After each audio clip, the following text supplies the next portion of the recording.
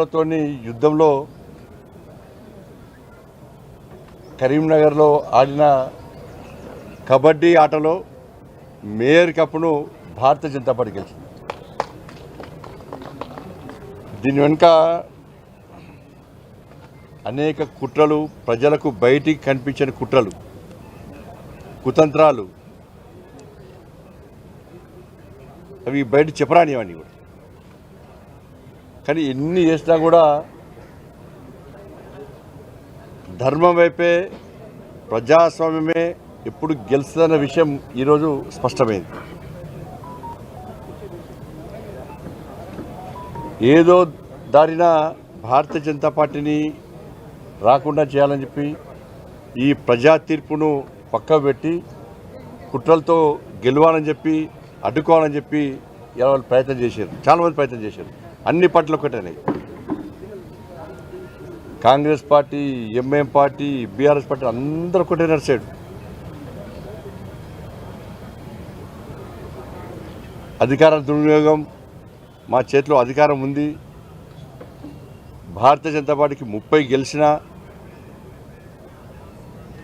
Independent support ఉన్నా కూడా ఏదో రకంగా మభ్యపెట్టి బెదిరించి కాకుండా చేస్తామని చెప్పి 2 రోజుల పాటు రాష్ట్ర ముఖ్యమంత్రి గారి దగ్గర నుంచి మంత్రుల వరకు, ఎమ్మెల్యేల వరకు కూడా అందరు ఒకటే. ఈ పార్టీ ఆ పార్టీ అని కాకుండా భారతీయ జనతా పార్టీ తప్ప మిగతా పార్టీలు అన్నీ ఒకటై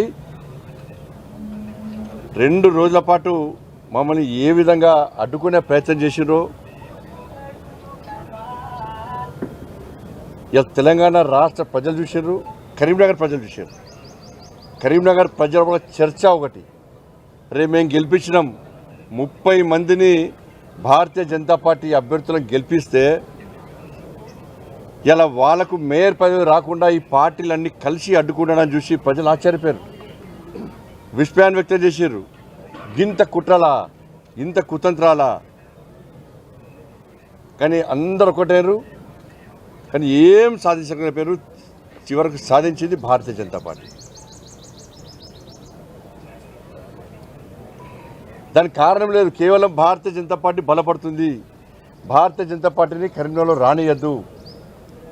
ఈ కరీంనగర్లో భారతీయ జనతా పార్టీ మేయర్ అయితే రాబోయే రోజుల్లో తెలంగాణ రాష్ట్రంలో భారతీయ జనతా పార్టీ ప్రభుత్వం ఏర్పడడానికి ఒక సెంటర్ కాకపోతుందని చెప్పి ఈ పార్టీలు భయపడ్డాయి. చర్చించారు వాళ్ళందరూ కూడా. కరీంనగర్లో ప్రభుత్వం ఏర్పడాలన్నా ఇక్కడి నుంచే, ప్రభుత్వం పోవాలన్నా ఇక్కడి నుంచే గతంలో జరిగిన సంఘటనలు గుర్తుంచుకొనే భారతీయ జనతా పార్టీ ఇక్కడ విజయం సాధించింది. కాబట్టి నెక్స్ట్ ఇది తెలంగాణ రాష్ట్రంలో భారతీయ జనతా ప్రభుత్వం ఏర్పడక పునాది అవుతుందని చెప్పి అలా భయపడే వీళ్ళందరూ ధైర్యంగా ఎన్నికల్లో అడ్డుకోలేక, ప్రజలు తీర్పు ఇచ్చినప్పుడు కూడా దాన్ని పక్క పెట్టి ఈరోజు అడ్డుకునే ప్రయత్నం చేసినప్పుడు కూడా ఇలా 100% ఇలా భారతీయ జనతా పార్టీ గెలిచింది.